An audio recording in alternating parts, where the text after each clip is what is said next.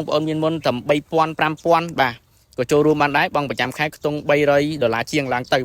ឡូវផ្ទះរបស់យើងគឺហើយបដៅបងប្អូនបាទផ្ទះចំហៀងនេះគឺអតិជនចូលរស់នៅហើយយើងកំពុងតែពលឿនបន្ថែមទៀតបងប្អូនហើយផ្ទះយើងនៅក្បែរសាលារៀន Milky Way ទល់មុខជាមួយនឹងទីពេទ្យការ៉េបងប្អូនប្លង់សេ2ស្លឹកផ្ទះនេះបាទប្លង់សេ2ស្លឹកពេញ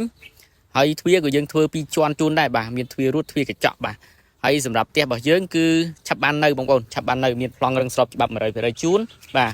ធ្វើរហូតដល់3បន្ទប់គេង3បន្ទប់ទឹកហើយសម្រាប់លក្ខខណ្ឌនៃការចូលរួមបងប្អូនមានមុនតែ3000 5000បាទក៏ចូលរួមបានដែរបងប្រចាំខែខ្ទង់$300ជាងឡើងទៅបងប្អូនបាទហើយសម្រាប់ទីតាំងអត់ប្របាកនៅក្នុងការរើទេបងប្អូននៅខាងលិចផ្សារទួលបង្រើបាទនៅក្រោយនឹងចំណតឡានក្រុងបរិយាសន្តិភាព2បងប្អូនកលេចមើលពីបន្ទប់គេងបាទគឺធំទលាមែនតើបាទ